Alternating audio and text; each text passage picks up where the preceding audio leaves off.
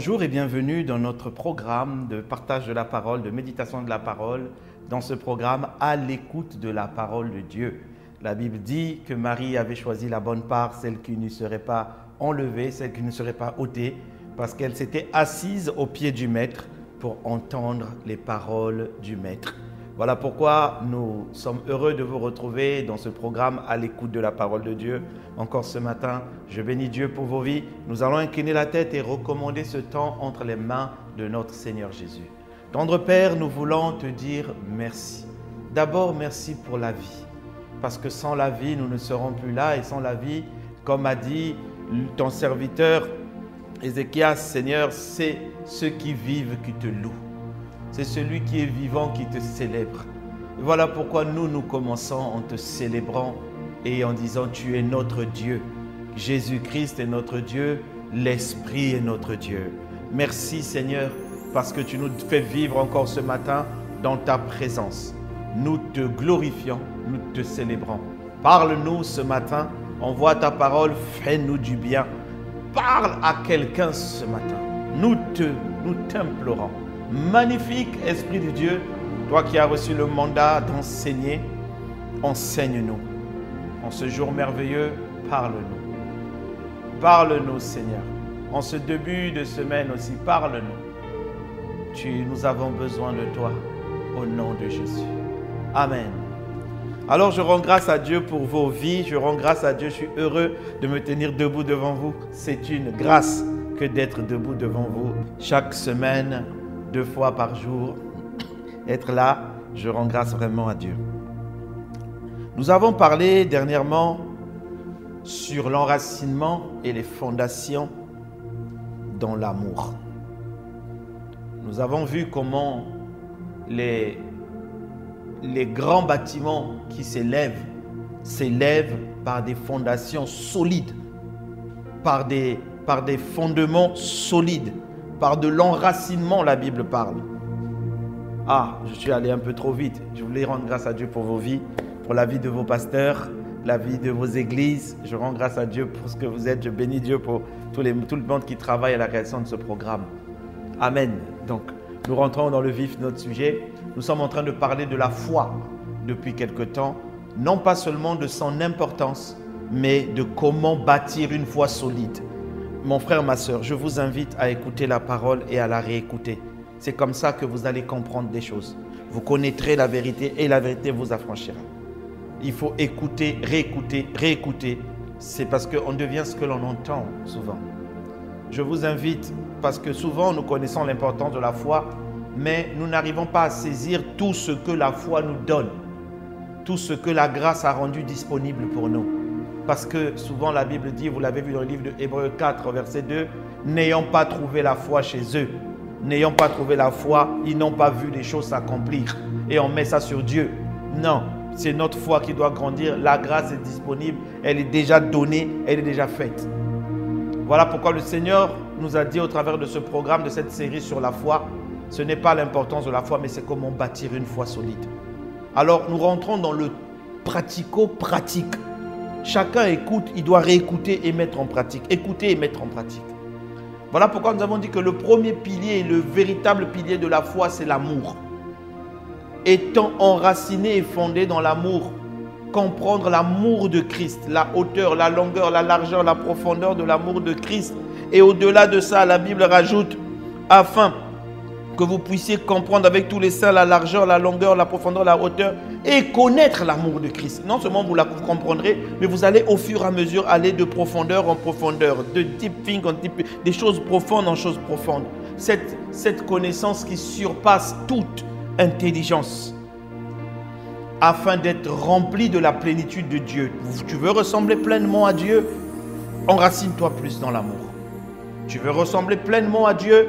Attache-toi à l'amour de Dieu, comprends l'amour de Dieu. La Bible dit que si j'ai la foi mais je n'ai pas l'amour, ça ne sert à rien. Parce que c'est par l'amour que Dieu a donné pour qu'on puisse croire. Donc la racine, c'est d'abord l'amour. Quand nous nous appuyons sur nous-mêmes, nous n'arrivons pas. Mais quand nous nous appuyons sur l'amour de Dieu, c'est là où l'amour que Dieu a pour nous, c'est là où on rentre dans la grâce, on ne rentre plus dans les œuvres de la loi. Non, on croit d'abord. c'est cet amour de dire qu'il ne m'abandonnera pas parce qu'il m'aime. Et je sais qu'il m'aime, qui nous fera tenir et dire, faire sincèrement, on va y arriver. C'est ça qui vous fera avoir une foi qui continue dans les moments difficiles, une foi qui continue à produire beaucoup de bonnes choses. Alors nous avons vu donc le fondement et l'enracinement dans l'amour. Et le Seigneur nous emmène maintenant dans le deuxième point. Comment bâtir une foi solide? Le deuxième point, un jour j'étais là et je méditais à l'époque où j'écrivais cet enseignement et j'ai entendu la voix du Seigneur me dire: on ne peut pas construire sur des sables mouvants. Je me dis, mais c'est quoi les sables mouvants? Effectivement, lorsqu'il y a des sables mouvants, les sables mouvants, c'est un sol qui n'est pas solide. Et les sables mouvants, c'est quoi? Je dis, Seigneur, tu nous as appris les fondements et les fondations. C'est là où il m'a parlé des fondements et des fondations enracinées dans l'amour. Et il a dit que les sables mouvants, il y a plusieurs aspects. C'est tout ce qui vient secouer les fondements de la foi. Tout ce qui va empêcher la foi de grandir. Et le premier, on va le lire dans le livre de Marc 11 au verset 22. À partir du verset 22, c'est un enseignement très profond qui parle de la foi. Jésus prit la parole et leur dit: ayez foi en Dieu. Croyez en Dieu. Eko pistis theos en grec. Je vous dis en vérité, si quelqu'un dit à cette montagne, ôte-toi de là et jette-toi dans la mer. S'il ne doute pas en son cœur, mais croit que ce qu'il dit arrive, il le verra s'accomplir. C'est pourquoi je vous dis, tout ce que vous demanderez en priant, croyez que vous l'avez reçu et vous le verrez s'accomplir. C'est Jésus qui parle. Là, il donne les bases des fondements de la foi. Tout ce que vous demanderez en priant. Mais il dit, si quelqu'un dit, les paroles sont importantes. Mais il y a un sable mouvant que le Seigneur met en place là où il explique qu'est-ce qui fait que les gens ne puissent pas vivre les résultats. Qu'est-ce qui fait qu'ils n'atteignent pas le bout? Il dit, et, il y a un et. Donc comme je vous avais dit à l'époque, quand on a fait le royaume et la justice, il n'y avait pas premièrement le royaume, cherchez premièrement le royaume et puis deuxièmement la justice, c'est royaume et justice. Ça veut dire que Jésus dit, si quelqu'un dit à cette montagne, jette-toi dans la mer, plus et, conjonction de coordination, c'est-à-dire les deux doivent être ensemble. Et s'il ne doute point dans son cœur, le sable mouvant, c'est le doute. C'est le doute. L'apôtre Jacques a écrit dans le livre de Jacques 1 au verset 6, mais qu'il demande avec foi sans douter. Car celui qui doute est semblable à un flot de la mer agité. Vous voyez les sables mouvants, ça bouge. Par le vent de tous côtés de l'autre. Qu'une telle personne ne s'attende à rien recevoir de Dieu. Alors le doute est un sable mouvant, est un grand blocage. Pourquoi les gens n'arrivent pas à avoir la foi qui tient? Les gens veulent croire, ils savent que c'est important, mais demande-leur quel est ton niveau de foi. Ils vont te dire, bon, je n'arrive pas dans tel domaine. Tout ça, vous allez voir qu'à l'intérieur, souvent, l'un des premiers sables mouvants qui existent, c'est le doute. Le doute. Le doute, c'est l'état de l'esprit, d'un esprit qui est incertain. C'est comme ça que définit le Larousse. Hein. C'est interrogatif. C'est une impression d'une réalité qui est différente de celle qu'on ne voit d'habitude. C'est un moment où la Bible l'appelle distazo. Distazo, c'est en grec. Ça veut dire douter pour Dieu, c'est le même mot qui est utilisé pour dire abandonner. Quand je doute, je suis en train d'abandonner. Le doute finit toujours par emmener l'abandon. Alors voilà pourquoi beaucoup de gens bloquent la descente des bénédictions. Ça ne sera pas ton cas cette année au nom de Jésus-Christ. Parce qu'ils installent le doute dans leur vie. Et le problème, c'est que le doute est tellement quelque chose de malicieux, je veux dire, hein, vraiment de malicieux, que quand il vient, c'est comme l'orgueil. C'est que tu ne te rends même pas compte. Si tu n'as pas mis des gardes ou des veilles, tu ne te rends même pas compte que là, je deviens orgueilleux ou encore là, je commence à douter. Il vient, il s'installe. Dès que tu ouvres la porte, le doute s'installe. Et quand le doute s'installe, laisse tomber. Tes paroles commencent à changer. Les si commencent à venir. Ah, si jamais Dieu exauce ma prière, si tu es déjà dans les doutes, tu es déjà dans le conditionnel de la possibilité ou de la non-possibilité. Regarde ton cœur, regarde la situation, regarde les bénédictions que tu attends de Dieu. Est-ce que tu es toujours en train de douter ou est-ce que tu es dans la certitude? Avoue toi-même. Si tu es dans le doute, tu dis non, je crois que j'ai commencé à douter depuis un moment. Et là, ressaisis-toi. Parce que le doute, c'est un sable mouvant. La Bible dit que comme c'est l'abandon, c'est même limite, on va le voir plus tard, c'est limite une insulte envers Dieu. Ça veut dire à Dieu, je sais que tu n'es pas capable, voilà pourquoi je doute. De toute façon, je suis habitué à te voir, tu ne fais pas. Dieu dit, ok, si c'est ça, ça veut dire que tu crois au fait que je ne fasse pas. Tu as quand même la foi, puisque tu crois au fait que je ne vais pas agir, mais je ne vais pas agir selon ta foi.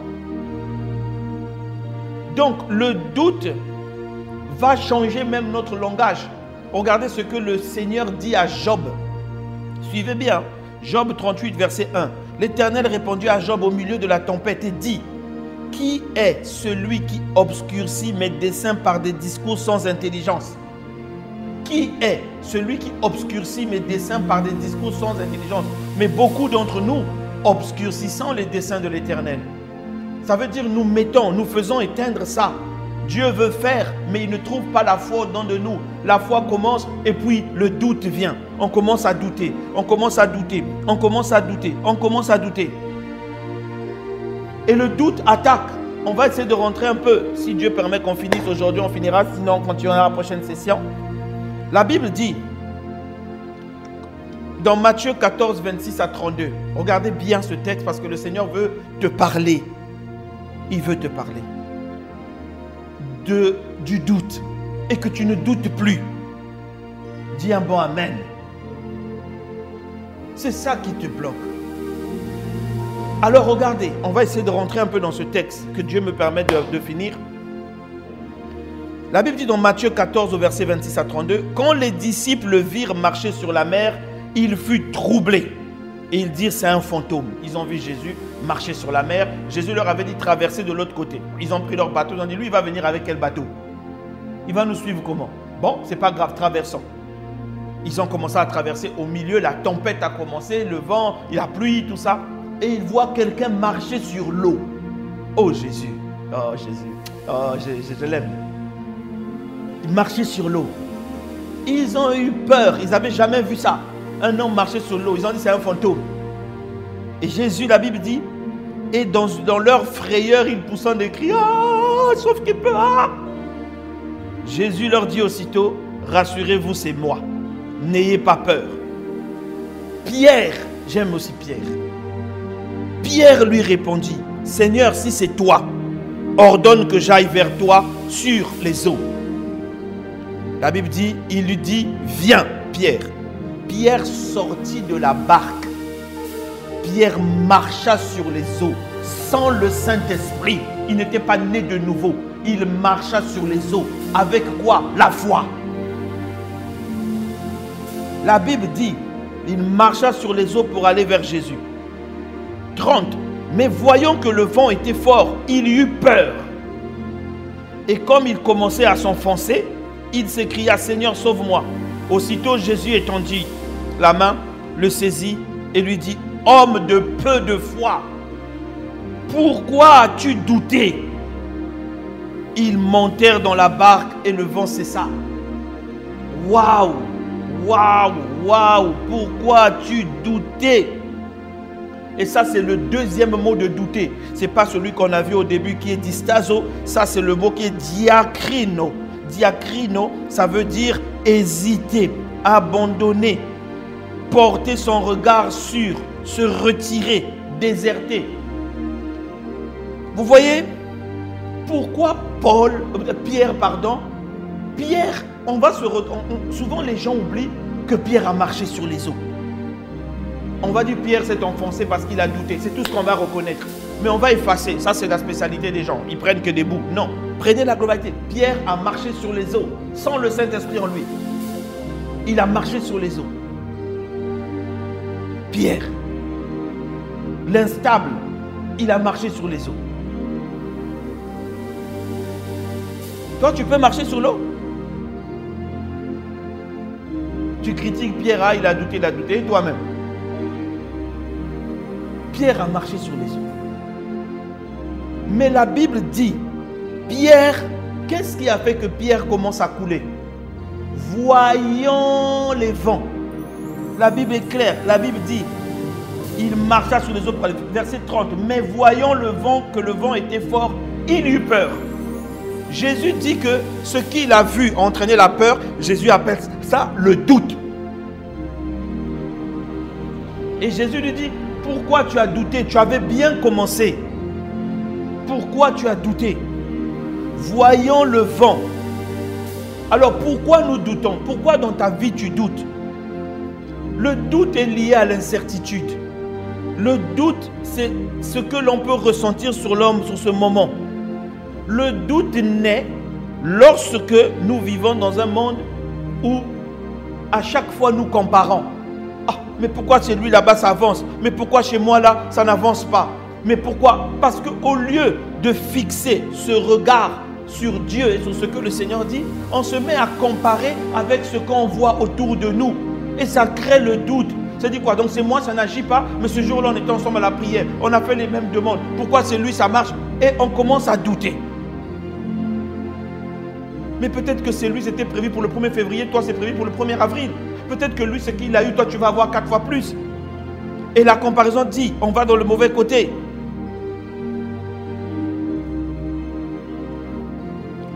Chaque fois que nous doutons, nous remettons en cause la capacité de Dieu à agir. Nous remettons en cause la capacité de Dieu à répondre à nos attentes. On le traite d'incapable quand nous nous mettons à douter.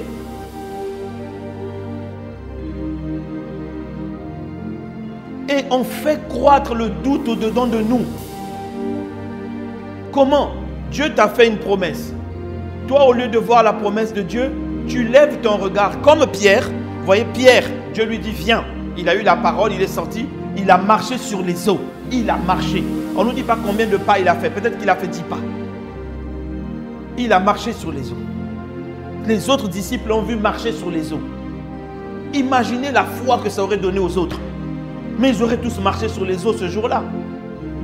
Mais Pierre, voyant le vent, il a tourné son regard. Le vent, c'est quoi? Le vent, c'est les difficultés que nous rencontrons. Le vent, c'est ce que le monde nous envoie. Le vent, c'est la réalité, mais ce n'est pas la vérité. Voyons le vent. Il eut peur parce que Pierre était un pêcheur à l'époque. Il connaissait le vent. Il savait que quand le vent fait comme ça, quand ça souffle de toi. Donc, c'est quoi? C'est que les doutes naissent lorsque nous commençons à regarder les difficultés et les problèmes. Limite même, certains d'entre nous, nous commençons même à étudier. Ah, bon, si ça vient comme ça, comment? Ah, ça c'est dangereux. Hein? Ah, la maladie là, je vais sur Internet, je vais d'abord voir qu'est-ce que ça donne. Ah, le truc là, mais on a dit que ça s'est développé comme ça. Ceci, cela. On commence à les considérer, c'est-à-dire qu'on commence à les prendre en compte. Donc ce que Dieu nous a dit, on dit bon, au cas où quand même le vent s'élève. Mais Dieu ne t'a pas dit considère ça. On commence à réfléchir dessus, à se focaliser dessus. La Bible dit, Pierre, voyant que le vent était fort, il eut peur. Il a tourné son regard. Là où il est en train de regarder Jésus, il a dit viens. Il est sorti, il a commencé à marcher puisqu'il allait vers Jésus. On ne marche pas comme ça. Il allait vers Jésus. Et soudain, il s'arrête parce qu'il voit le vent. Et quand le doute commence à rentrer, il commence à couler. Ça veut dire que le doute est un sable mouvant. Là où la foi était solide, le doute commence à faire effacer la foi. Commence à dire, je vais mourir ici. Je vais mourir ici. Voilà pourquoi, quelques minutes après, il crie, Seigneur, sauve-moi. Lui, Paul, lui, Pierre, qui a marché sur les eaux. Même Paul n'a pas marché sur les eaux. Pierre a marché sur les eaux. Alors, tout ce que Dieu nous dit, les promesses de Dieu, au départ, semblent souvent impossibles. Les promesses de Dieu semblent souvent difficiles. les promesses de Dieu semblent souvent comme si ce n'est pas faisable. Mais la vérité, c'est que Dieu voit tout. Il voit dans le temps et il voit hors du temps. Ça veut dire que Dieu voit aujourd'hui, nous sommes en février, nous avons dépassé la mi-février. Dieu voit déjà l'année prochaine, dans 10 ans, à la même heure. Dieu est déjà en train de voir le jour de ton enterrement, le jour de ton mariage, le jour de ceci. Il est déjà en train de tout voir. En fonction de tes choix, ta vie prend du... Il n'est pas avec nous dans le temps. Donc quand Dieu te dit quelque chose, c'est certain que ce qu'il te dit est vrai. Mais il te laisse avoir la foi pour saisir ça. Pour saisir ça. Et le doute envoie un message d'incapacité à Dieu. On lui dit que tu mens. C'est ça que fait le doute.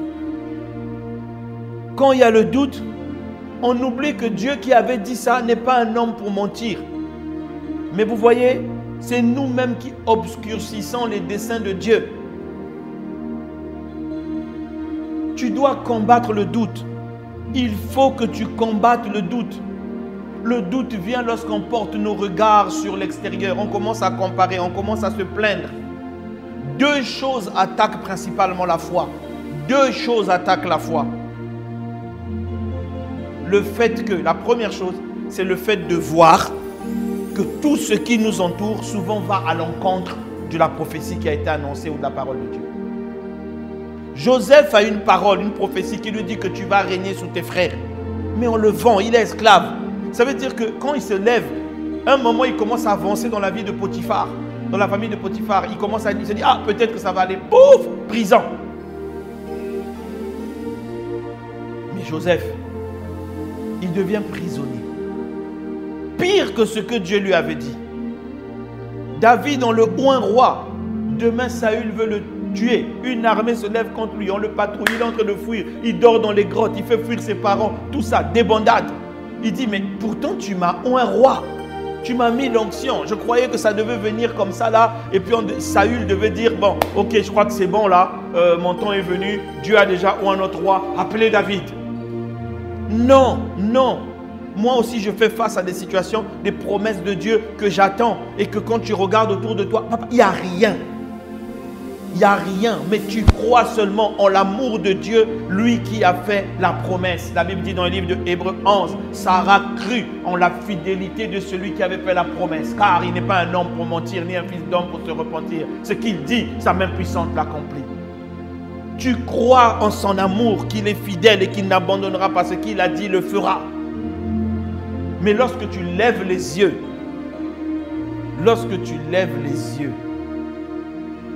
et tu vois les choses qui sont là, ça n'avance pas. La deuxième difficulté, je vous ai dit, il y a deux choses. La deuxième difficulté qui arrive, qui emmène le doute, que la foi doit combattre, ce sont les longues attentes. Les longues attentes créent le doute. Une prophétie contamine. Dieu, il est champion de longues attentes. Pour nous, hein, pour lui, Dieu, vous savez, un jour c'est comme 1000 ans. 1000 ans c'est comme un jour. Ça veut dire que lui, s'il attend un jour, c'est comme s'il attend 1000 ans. C'est Dieu, il est comme ça. Il ne vit pas dans le temps. Mais Dieu tient compte que nous ne sommes que des humains. Donc Dieu, la marche chrétienne avec Dieu, il faut enlever la précipitation. Il faut enlever le vite fait, quick fait, rapide. Non. De la même manière, il a pris le temps avec Joseph pour le préparer. Il a pris le temps avec Moïse. De la même manière, il peut régler ça en un jour. Je te dis, mais pourquoi tu as attendu autant de temps? Mais parce qu'il est comme ça. Il veut que les choses soient parfaites, soient bien. Et il fait ça parfaitement bien. Donc, il dit, votre temps n'est pas mon temps. Vos pensées ne sont pas mes pensées. Ça veut dire qu'il a son temps. Or, nous les hommes, quand nous voyons que, 40 ans arrivent, 43 ans, 45 ans, je ne suis pas marié. Le doute commence à s'installer. Le doute, plus la deuxième chose qu'on verra la prochaine fois qui va venir aussi, qui appelle les sables mouvants. Le doute commence à dire, bon, finalement, peut-être que ce n'est pas pour moi le mariage, hein, peut-être que... Mais qui t'a dit? Pourquoi tu commences à dire des paroles qui ne sont pas les paroles de Dieu? Qui te l'a dit? Qui t'a appris ça? Qui vient dire le contraire de ce que moi, Dieu, j'ai dit?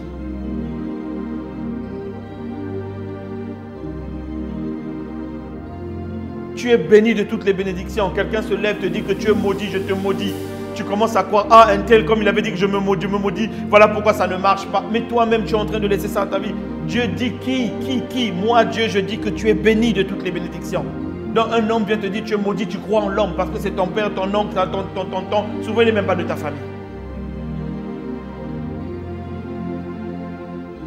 Le doute vient s'installer lorsqu'on se met à regarder autour de nous, au lieu de garder. Tant que Pierre gardait son regard sur Jésus, il allait marcher. Il sent qu'il y a le vent, mais il marche. Il garde son regard sur Jésus. Mais dès qu'il le détourne, il commence à voir les réalités. Je dis bien les réalités. Parce que Jésus est la vérité. Un jour, on en parlera. Il commence à voir les réalités. C'est-à-dire les problèmes se lever. Son intelligence de pêcheur lui rappelle ce que les vents ont fait. Il commence avec les bateaux. Et qu'il n'est même pas dans un bateau. Automatiquement, il commence à douter. Jésus lui dit, pourquoi as-tu douté, homme de peu de foi? Vous voyez, il ne dit pas qu'il n'a pas de foi. Il dit qu'il a peu parce qu'il a quand même marché. Mais la foi s'est arrêtée en chemin. Donc, ça nous donne un autre message. Ce n'est pas parce que tu as bien commencé dans la foi que forcément tu vas bien finir dans la foi. La foi doit se maintenir. Et comment? Éviter le doute. Éviter de détourner son regard de ce que Dieu t'a dit.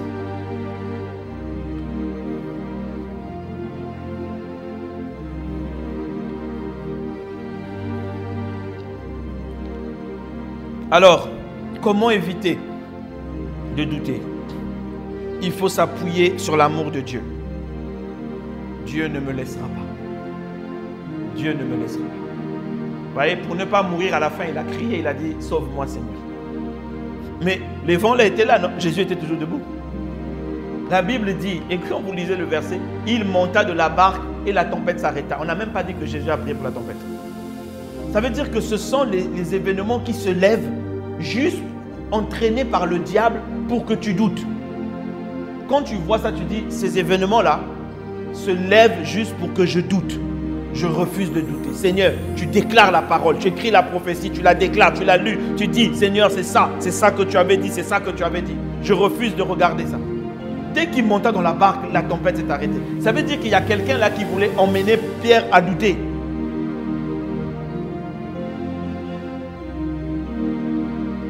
Donc, il faut s'appuyer sur l'amour de Dieu.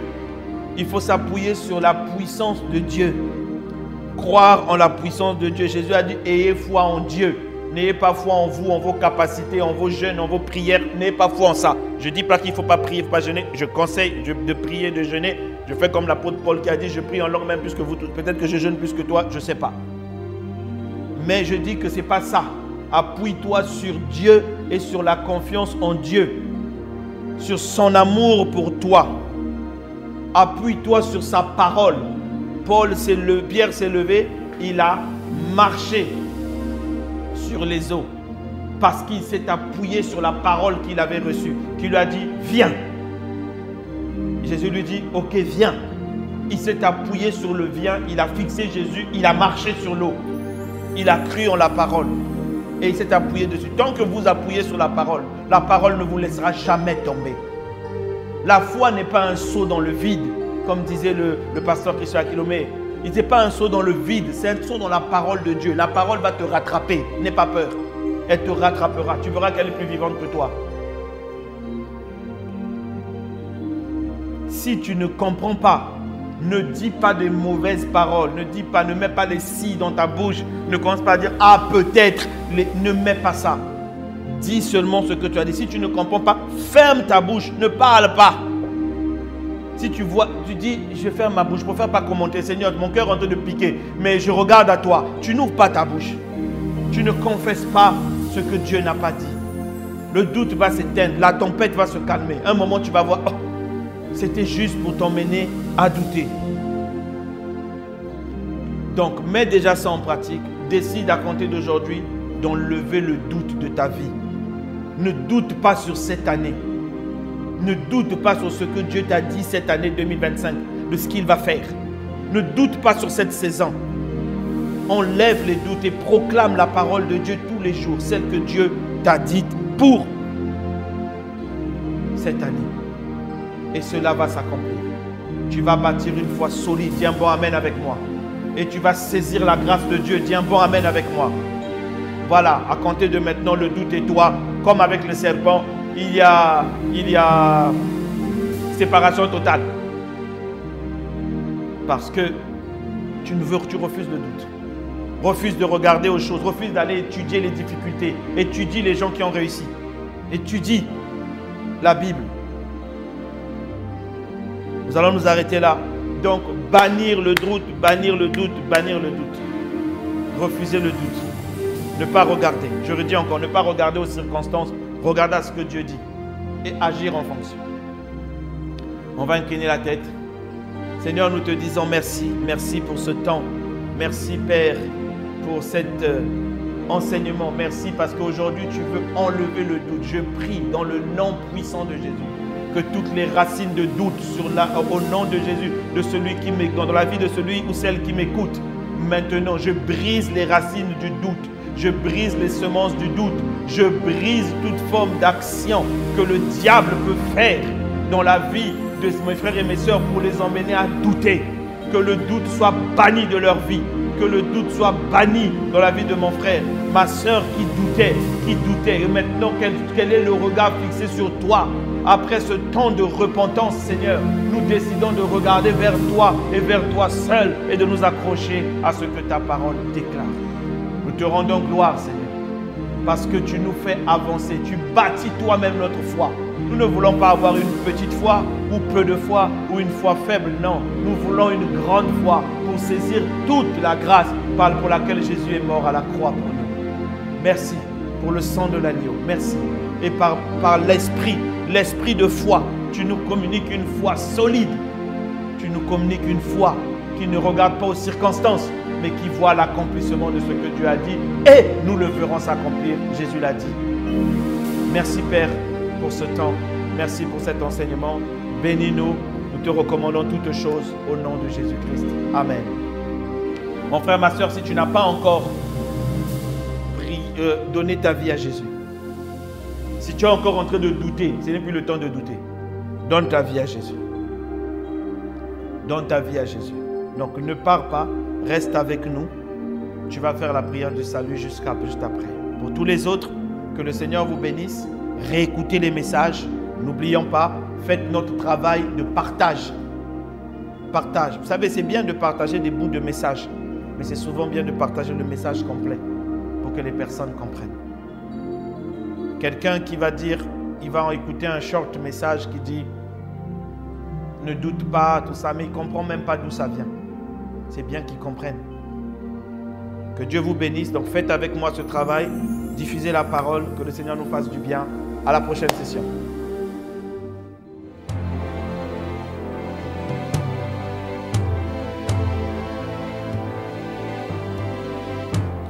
Ô Seigneur Dieu, je crois en ton Fils Jésus-Christ. Je crois qu'il est mort pour moi et que Dieu l'a ressuscité d'entre les morts. Je confesse de ma bouche que Jésus-Christ est le Seigneur de ma vie. Dès maintenant et pour toujours. Je donne ma vie à Jésus-Christ dès aujourd'hui et j'ouvre mon cœur par la foi et reçois le salut.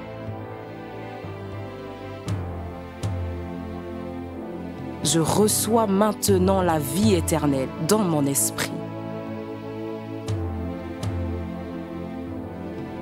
Merci Seigneur d'écouter ma prière.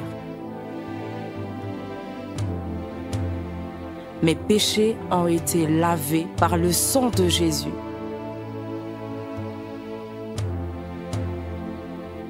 Christ vit maintenant en moi. et je suis libre. Je suis sauvé. Je suis né de nouveau. Et dès aujourd'hui, je marche en ayant conscience de ma nouvelle vie en Jésus-Christ. Amen.